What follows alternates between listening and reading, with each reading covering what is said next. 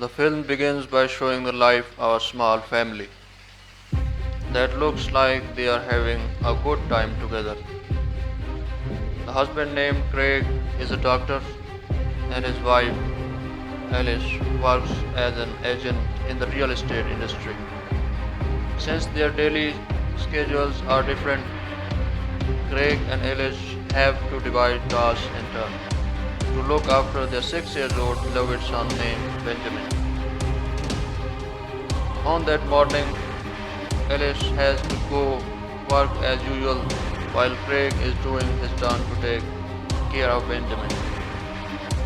After his wife has left the house, Craig invites Benjamin to play ball with him in the yard. But after noticing the weather begins to hot that morning, Craig goes back into the house first and gets the sun protection lotion for Benjamin. Unfortunately, he is completely unaware that a man in a car parked not far from his yard has been keeping an eye on Benjamin. When Craig gets inside, the car slowly begins to move closer to the yard and is now only a few meters away from where Benjamin is playing. While inside the house, Craig looks confused as he looks for a lotion among his wife's messy set of cosmetics in a drawer. He has no idea that he is about to go through the worst experience of his life. Since Craig is unable to keep up with the car's speed, he immediately takes out his car and begins chasing after the kidnapper. During his panicking, Craig encounters yet another setback. Just as he is about to call the police, it turns out that his cell phone was left in the house. In Craig's mind, there is only one thing that he should do at this point, which is to pursue and locate the kidnapper's vehicle on his own. He then comes to stop at a overpass, but unfortunately again the kidnapper car has now vanished from his sight. Traffic condition has also become chaotic as Craig tries to stop each car one by one to borrow a cell phone. Alice, who has just returned from home, who has just returned from work, is of course surprised when she finds her house has been crowded with police officers as well as several reporters. When Alice enters the house, she meets her husband with a panicked expression as if she is about to ask him a question, but no words are spoken. A detective tries to get Alice to sit down first and talk about her child kidnapping. However, this only makes Alice even more panicked as she screams hysterically, asking where her child is. Several hours have passed, the police still haven't received any information. Regarding the motive for the kidnapping, Alice begins to wonder why the kidnapper has not contacted them to demand a ransom payment yet. At this point, she starts to assume that Benjamin was kidnapped, not for money, but rather because of behavior of someone who takes pleasure in that activity, are generally referred as a psychopath. Meanwhile, Benjamin, who has been placed in a basement room, screams in fear while calling for his father and mother. Benjamin's scream makes the psycho man named John Oswix feels annoyed. As a result, John, who is irritated by the noise, enters the room and intends to kill Benjamin. Later in the day, two police officers named Peterson and Alvarez come to John's house after receiving several reports from local community. Some of the residents have reported hearing the sound of crying coming from John's basement. At this point, John opens the door to his house without letting them in to see what is going on. He then claims that he is dressed at the moment and that is his wife. But Alvarez, who is dissatisfied with John's response, tries to find out whether John has children or not. John then responds that he does not have any children. and he just lives alone in the house. At this point, Alvarez actually notices that there are children's clothes inside the house, and they believe that John is hiding something. The two of them, who are now suspicious, ask for permission to go inside and check out those house, but John refuses the request. Instead, he again asks two policemen to show warrants first. As a result, two police officers are compelled to take more drastic measures against him. It takes them a while to explore the house room by room until Patterson discovers an access door that leads to the basement. Upon entering the basement room, he only discovers old furniture that is worn and dirty. But the policeman is still firmly believes that something is wrong in the house. He also finds bloodstains along with junk tools such as drills, screwdrivers, and hammers that have been covered in blood. When Patterson opens the door to another room, he is taken aback by the sight of Benjamin's lifeless body. Following that, Alice hears the sound of the phone ringing and forces herself to pick it up. It is unfortunate for her to hear the news that Benjamin has been found dead, and Alice, as a mother, can no longer say a word until her body falls weakly. As they make their way to the hospital, she and her husband are still hoping that the child is not Benjamin, but in reality, once Craig and Alice arrive at the hospital, they are forced to accept that the boy is really Benjamin.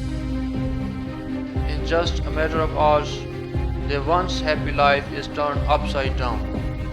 Craig and Alice, who are still depressed and frustrated, attempt to seek justice so that the psychopath is punished as severely as possible for what he has done, but in the end, the court's decision is not as what they had expected, where John is only sentenced to 25 years in prison.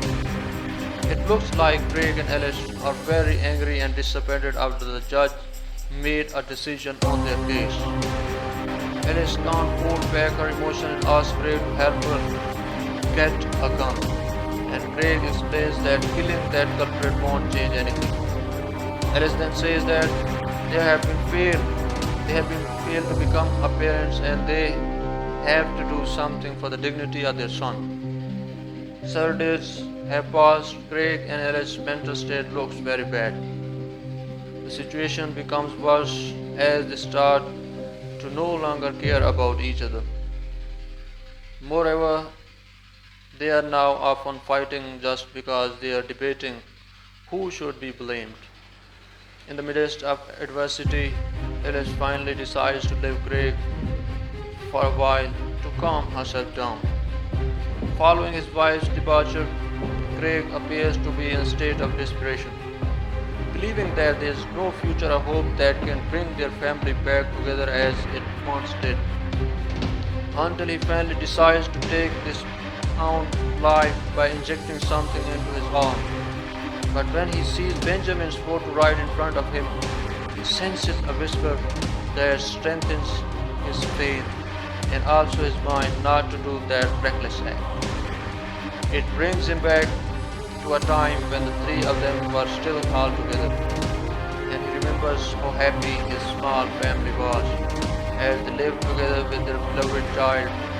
After that, something emerges to Craig's mind as a way to express his disappointment, which has now turned him into an angry man, until a whisper appears again in his heart and soul, initiating a mode of revenge. It is at this point he comes to his wife's place to bring her in, avenging the death of their beloved child. At first, Craig and Alison begin their action by going to the hospital where Craig is currently working. Craig gets out of the car and makes his way through the several of medical staff. He then comes across an ambulance whose door is not locked. After Craig gets inside the ambulance, he takes some medicine and places it in a small bag. Next day at a prison, John Posey will begin the process of being transferred to another prison that is more heavily guarded. Craig and Ellis, on the other hand, are sneaking John, who is being escorted by police from a distance, and follows the vehicle to carry out their action. On their way to new jail, prisoner transport vehicle stops at a gas station where one of the police officers enters a convenience store to buy a few cups of coffee. Ellis then gets out of the car and enters the convenience store where they proceed to carry out their plan. Craig then catches up Ellis and causes trouble at the cashier in order to attract everyone's attention. The journey then continues again, and they will continue to follow the prisoner vehicle. While waiting for the drug to react, Craig, as a doctor, is so sure that the police officers who take it will experience side effects from the drug. And their plan is successful because in 30 minutes, the prisoner's transport vehicle stops in the middle of the road. Police officers quickly get out of the van as they are experiencing stomach pain. Craig then quickly gets into the vehicle and drives away with the prisoner, while his wife follows close behind him in the car. As they approach the edge of the forest, Craig, who is driving at high speed, accidentally hits a deer that crossing right in front of him. Fortunately, Craig only suffers a slight injury to his face as a result of the accident. Then they see a prisoner who is covered in blood lying on the road. Therefore, they try to check on John's condition and discover that he has passed out as a result of the accident. They then immediately take John to plantation house far away from the city where they live. At first, they place John on the table with his legs and hands still in handcuffs. John then begins to awaken, and at that moment Craig tells him that he will be given a medicine. This explains that the drugs taken by Craig in ambulance before is part of his main plan. It is likely that they will begin torturing John and will not allow him to die by letting the drug to keep John awake for several weeks. The next morning, when they are cleaning the car of blood stains, Ellis suddenly gets a phone call from Detective Gugger. The detective informs that the prisoner transport that was used to move John has just had an accident and John had managed to escape. When Ellis hears this, she pretends to be surprised by the information even though they are the mastermind behind the incident. The detective also expresses regret for the negligence of the police officers. In the middle of the night, Craig's mind seems to be haunted by the loss of his son, with memories of Benjamin keep flashing through his mind. As a result, the feeling of loss prompts Craig to vent his anger by coming to John and places his smoldering cigarette on John's stomach until he feels excruciating pain. The torture resumes the following morning with Craig soldering last night's cigarettes burns in John's stomach. At this moment, Ellis, who hears John's screams of pain, begins to feel bad for what they have done to him. But Craig tries to pursue Ellis by saying that what they are doing now is not commensurate with what he had done to their child. After saying that, Craig, who appears to be unsatisfied, resumes his action by injecting something into John's neck. The drug will cause John to experience cramping in his muscle, but it won't be a regular cramp. Rather, it will be a cramp affecting his entire body. The following morning, as they are tormenting John in the basement again, they are startled by the sound of footsteps on the plank floor above their heads. It turns out that a man with his dog have entered the house. The man turns out to be a resident of the surrounding area. Suspecting of what Ellis is doing in the house, the man informs Ellis that the house belongs to a man named Frank Joseph. Ellis, who is a real estate agent, masterfully controls the situation by telling the man that the house is in the process of being sold, and she is an agent who is now waiting for his client to see condition of the house. Fortunately, the man believes it when Craig pretends as a buyer and leaves them right away. Meanwhile, Detective Berger is informed by one of the police officers that the prisoner transport van has now been found. The detective immediately rushes to the scene of accident to find out what has exactly happened. Craig and Alice, who are torturing John, are taken aback, as John says that he doesn't remember anything other than the previous vehicle accident. He even says that he did not remember who he really is, who might be due to pounding his head during the accident. Police keep trying not to believe what John is telling them. However, they both begin to feel guilty for torturing the man who has no idea why he is being tortured. But Alice is not willing to let him go because she is sure that he is just lying. They then try a way by hunting John's leg and forcing the man to say their son's name. Later that night, Alice wakes up from her sleep and goes to the toilet. Meanwhile, in the basement, John, who has been handcuffed, is attempting to free himself.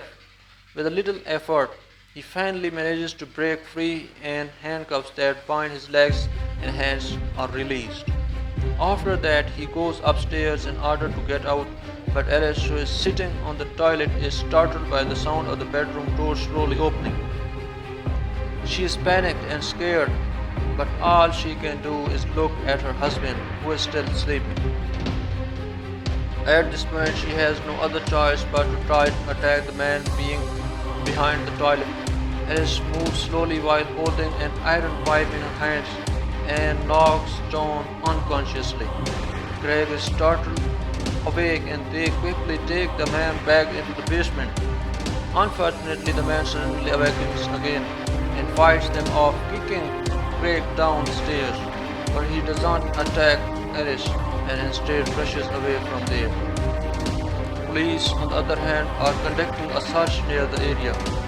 Fortunately for them, they are finally managed to find and apprehend John, who is trying to escape. It is at this point everything is explained. Of course, man is being arrested is John, the one who will be sentenced to 25 years in prison for killing a child. However, the main point is that in that vein, he was hijacked earlier. There's also another guilty party named Patrick Gilligan, who is sentenced to 18 months in prison for tax evasion and fraud.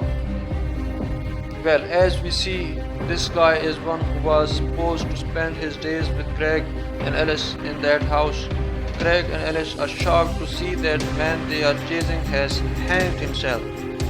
Where they also discover a piece of paper with a message written by the man who turns out to be Patrick Gilligan says that he knows he is a very hated person and expresses his regret for it. He says that he deserves what they have done to him, but he is unable to endure the torture any longer, so he decides to end his life. Craig and Alice, who know this, are taken aback by the realization that they have failed in their vengeance by the man they had tortured all the day is not John, the man who killed their child, but Patrick Gilligan.